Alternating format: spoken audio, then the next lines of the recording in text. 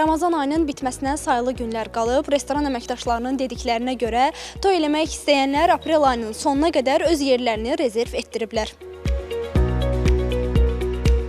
Adətən bu ay ərzində bir çox restoran və şadlıq evlərində toy mərasimləri təşkil olunmur. Buna görə də Ramazan bitdikdən sonra restoranlarda canlanma müşahidə edilir və rezervasiyalara start verilir. Bəs görəsən bu il qiymətlər necə olacaq? Restoran əməkdaşlarının sözlərinə görə artıq restoranların rezervasiya siyahısında sıxlıq müşahidə olunur.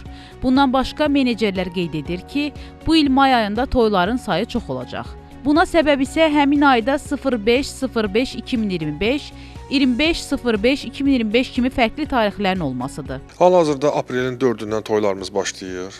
Demək olar ki, Ramazandan sonra insanlar toy eləməyə çalışırlar eləməyə. İyun ayının axırından Məhərrəmlik ayı gəlir. Məhərrəmlik ayına gəlməyinə görə demək olar ki, aprel, iyun aylarında normal toylar olacaq. Aprelin 27-sinə kimi yerlərdə olub. Bizdə aprelin 5-dən inşallah başlayır birinci toyumuz. Yəni daşı belə gedir daha 5-6 bazarlarda hələ ki. Bu il may ayına, keçən il may ayına baxanda toyların sayı yaxşıdır. Ola bilərdi məsələn təhdük bir dənə yazılır. Ancaq indi məsələn may ayında toyların sayı 10-a 12-yə çatır. Menecerlərin sözlərinə görə bu il menyu qiymətlərində ötən illərlə müqayisədə dəyişiklik yoxdur. Qiymətlər ortalama hər müştərinin zövqünə görə dəyişir.